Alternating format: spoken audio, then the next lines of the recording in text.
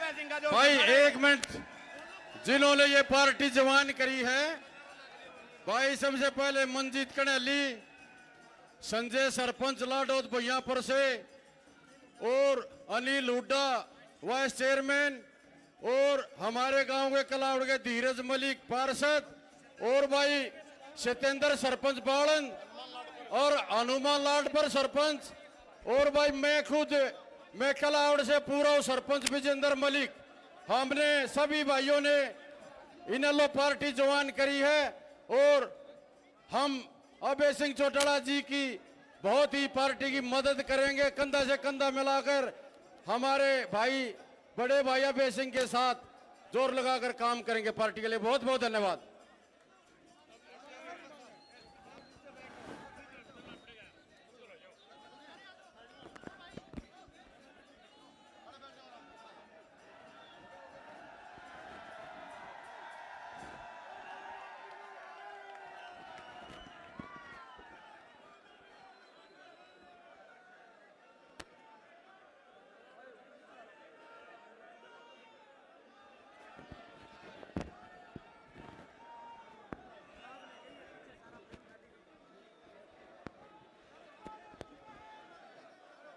इसका निकाल के लगा दे।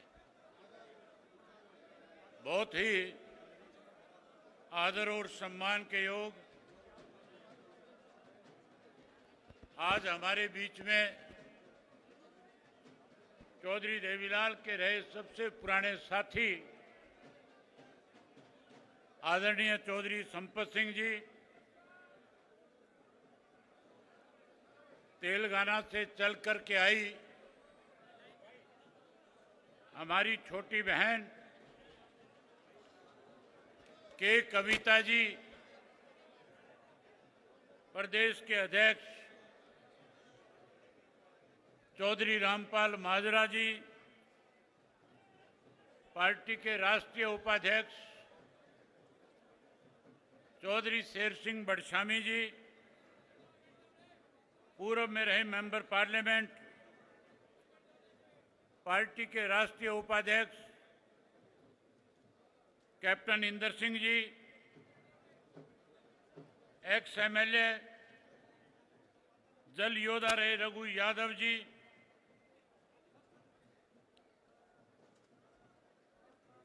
ऑस्ट्रेलिया से चल करके हमारे बीच में आए काउंसलर श्री सुरेंद्र पाल जी, पार्टी के राष्ट्रीय सचिव भाई उमेद लुहान जी, डबवाड़ी से विधायक अजीत आदित्य चौटाला जी, मंच का संचालन कर रहे लीगल सेल के प्रदेश के अध्यक्ष जसवीर सिंह ढिल्लों जी, जिला रोहतक के अध्यक्ष डॉक्टर नफे सिंह लाड़ी जी, पूर्व में रहे विधायक पार्टी के राष्ट्रीय सचिव चौधरी बलवंत सिंह मायना जी, मंच पे मेरे साथ बैठे हुए पार्टी के सभी प्रकोष्ठों के संयोजकगण, पार्टी के राष्ट्रीय, जिला और प्रदेश स्तर के सभी नेतागण, सबसे पहले मैं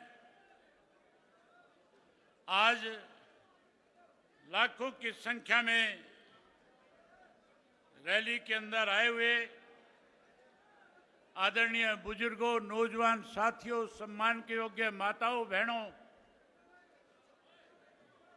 इस भारतवर्ष के उज्जवल भविष्य, प्यारे बच्चों, पत्रकार, छायाकार दोस्तों,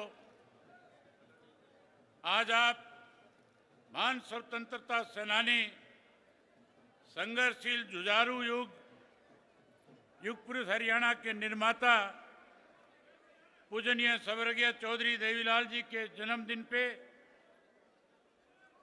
आज रोहतक पहुंचे सभी भाइयों का, बहनों का, बुजुर्गों का, माताओं का मैं हार्दिक स्वागत करता हूं, अभिनंदन करता हूं। पूजनीय स्वर्गीय चौधरी देवीलाल जी की कर्म सतली रोहतक की इस पवित्र माटी को नमन करता हूं। पूजनीय स्वर्गीय चौधरी देवीलाल जी ने देश की आज़ादी के लिए अपना बचपन व जवानी को जेल की सलाखों में गुजारा। देश को आज़ाद कराने में चौधरी देवीलाल जी का एक महत्वपूर्ण योगदान था। उन्होंने हमेशा किसान, मजदूर, गरीब, दलित, पिछड़े, कमेरे व छोटे दुकानदार के हितों के लिए संघर्ष किया और बड़े से बड़े पदों को ठोकर मारने में देर नहीं लगाई। देश को आजाद कराने में आदरणीय स्वर्गीय चौधरी देवीलाल जी की मुख्य भूमिका रही। हरियाणा के निर्माण में चौधरी देवीलाल जी की अहम भूमिका रही।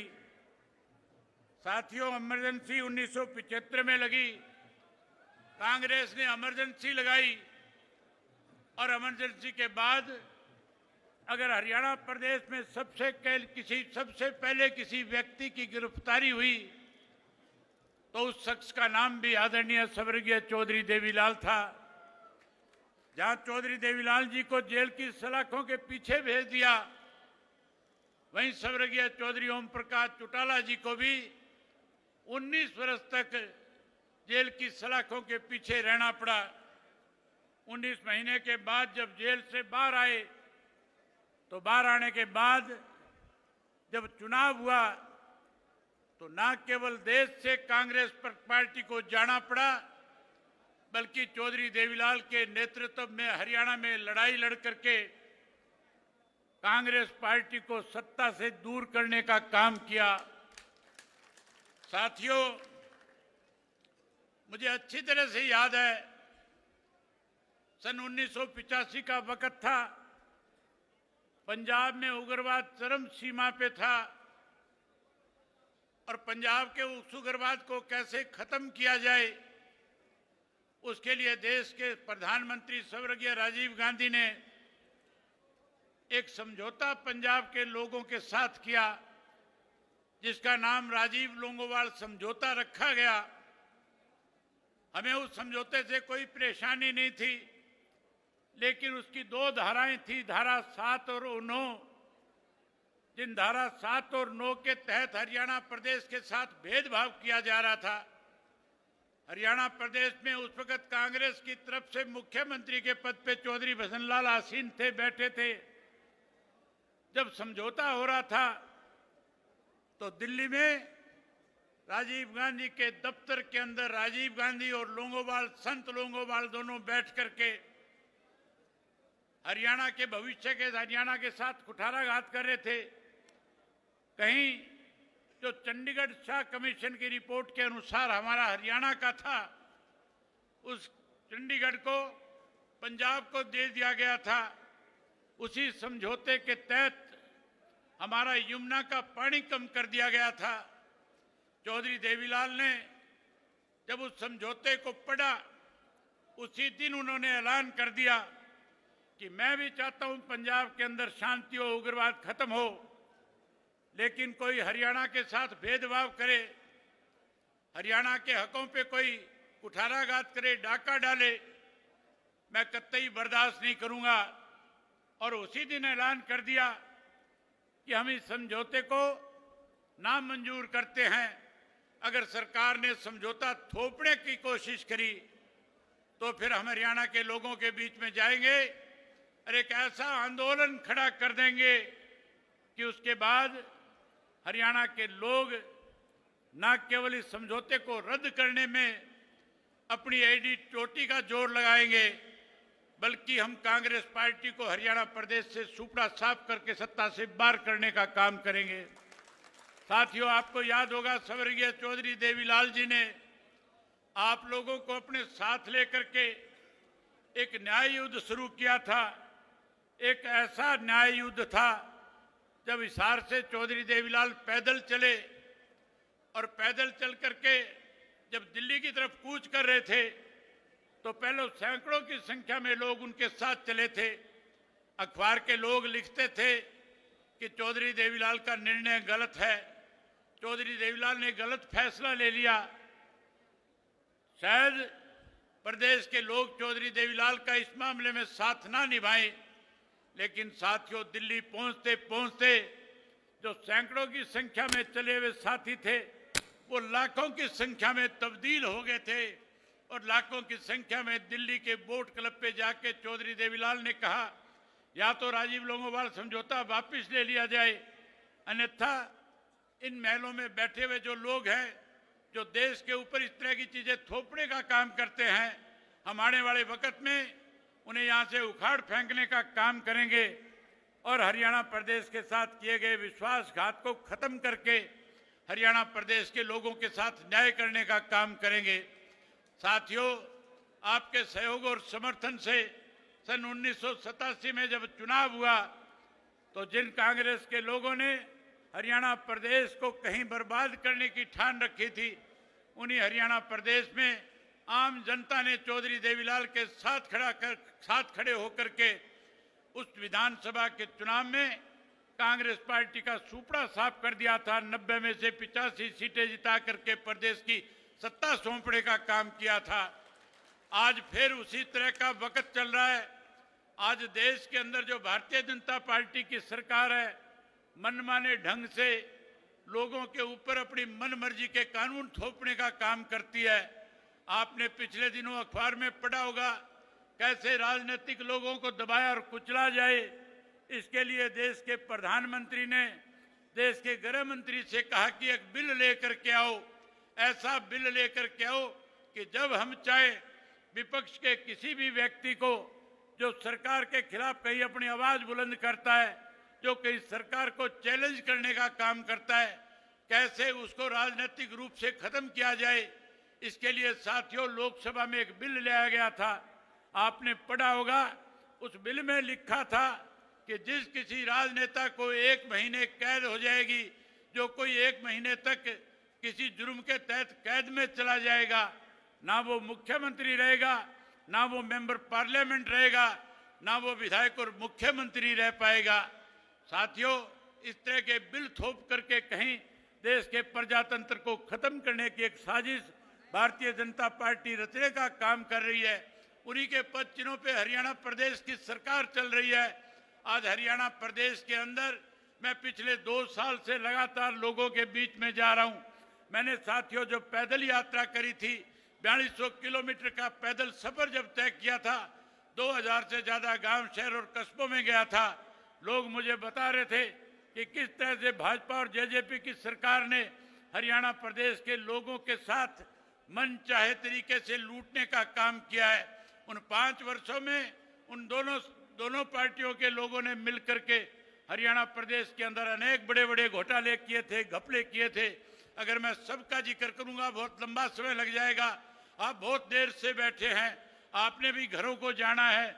मैं साथियों आपका ज्यादा समय न लेकर के 2-4 बातें आपके बीच में ऐसी करनी चाहूंगा कि किस तरह से हरियाणा प्रदेश के अंदर भारतीय जनता पार्टी को 2019 में सत्ता में कौन लेकर के आया, कैसे दोबारा सत्ता में आई थी।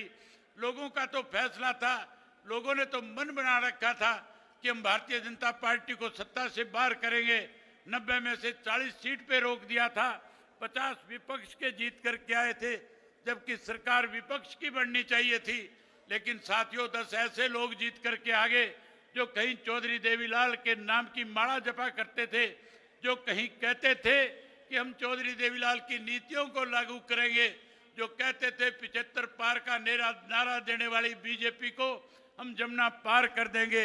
लेकिन साथियों ऐसे स्वार्थी लोग थे जिन्होंने न केवल अपने स्वार्थ को पूरा करने के लिए आप लोगों के साथ विश्वासघात करने का काम किया, बल्कि 5 वर्ष भारतीय जनता पार्टी के साथ मिलकर के प्रदेश को लूटते रहे।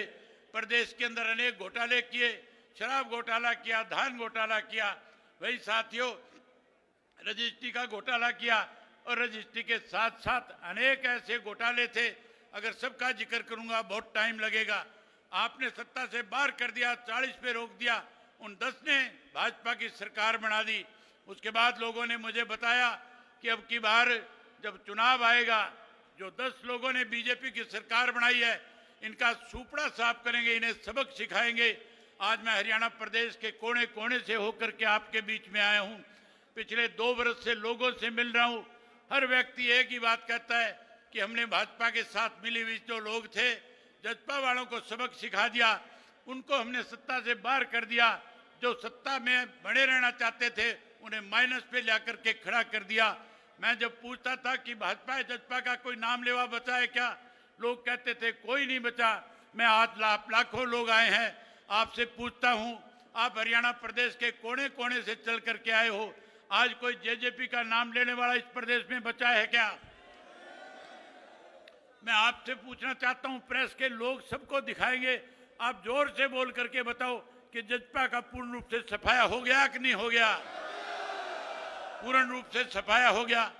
जहां जजपा का सफाया आप लोगों ने कर दिया, वहीं साथियों अब ये जो तीसरी बार की सरकार बनी है, इसके लिए कोई और जिम्मेवार नहीं है।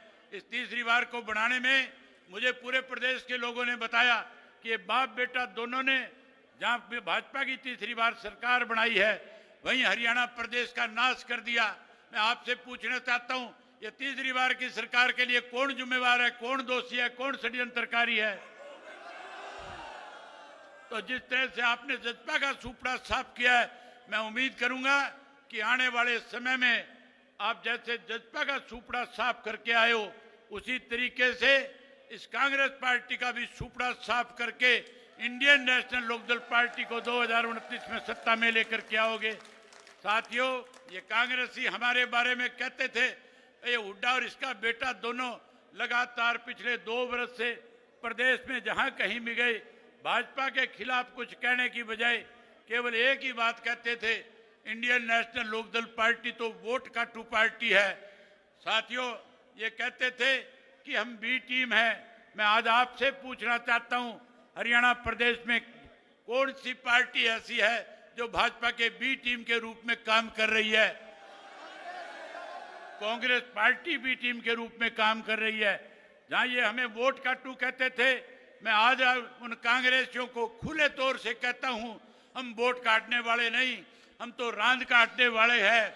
आने वाले 2029 में जब चुनाव होगा, तो जहां भाजपा को सत्ता से बाहर करेंगे, वहीं इस कांग्रेस पार्टी की भी रांद काटने का काम करेंगे।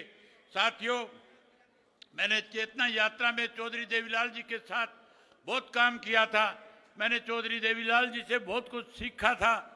चौधरी देवीलाल किस तरह से गांव-गांव में जाते थे, लोगों के बीच में बैठ करके उनसे पूछते थे कि कांग्रेस का राज अच्छा था या उस वक्त में जनता दल का राज था। उसके बारे में लोग कहते थे कि चौधरी देवीलाल ने जो राज बनाया था, चौधरी देवीलाल जिसमें उप प्रधानमंत्री थे, हमें उस वक्त बहुत सारी सुविधाएं मिली थी।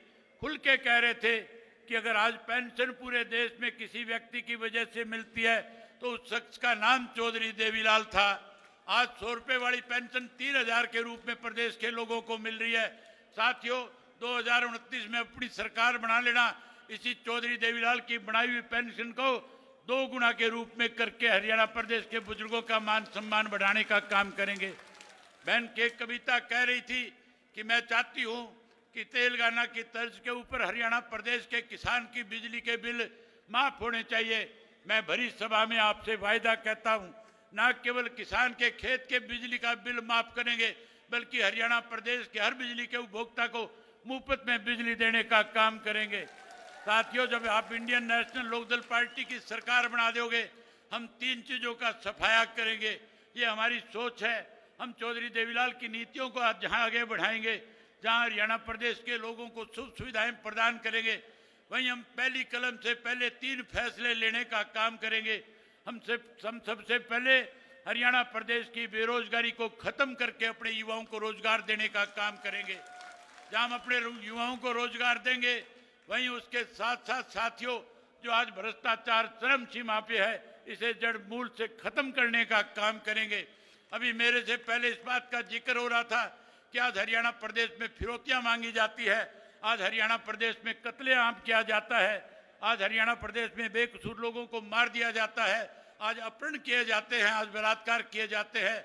मैं आपसे वायदा करता हूं, जिस दिन इंडियन नेशनल लोकदल पार्टी की सरकार प्रदेश में बड़ी, मैं इन बदमाश और गुंडों को हरियाणा प्रदेश से न केवल बाहर करने का काम करूंगा, बल्कि जिन लोगों ने इनको पनाही दी थी, जिन लोगों ने इन्हें खड़ा किया था, उन लोगों को भी जेल की सलाखों के पीछे भेजने का काम करेंगे। साथियों, आप बहुत देर से बैठे हो, मैं आपसे और ज्यादा वक्त नहीं लेना चाहता, केवल एक बात कहकर के आपसे इजाजत चाहूंगा।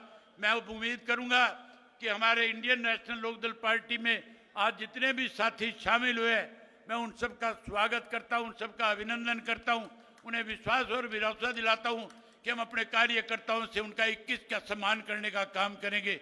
वहीं आप इतनी बड़ी संख्या में आए, आपने मेरी बात को सुना, आपने मुझे अपना आशीर्वाद दिया।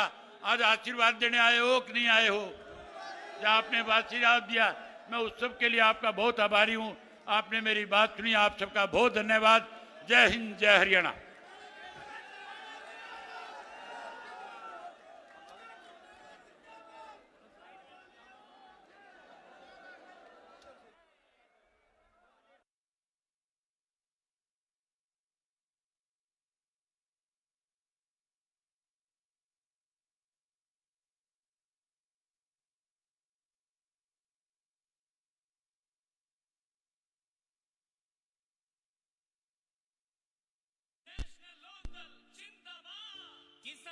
रुड़ते फिरे थे दाने, मसीहा आया साथ निभाने। चौधरी अभय सिंह चौटाला। किसान के रुड़ते फिरे थे दाने, मसीहा आया साथ निभाने। घुटनिया पहले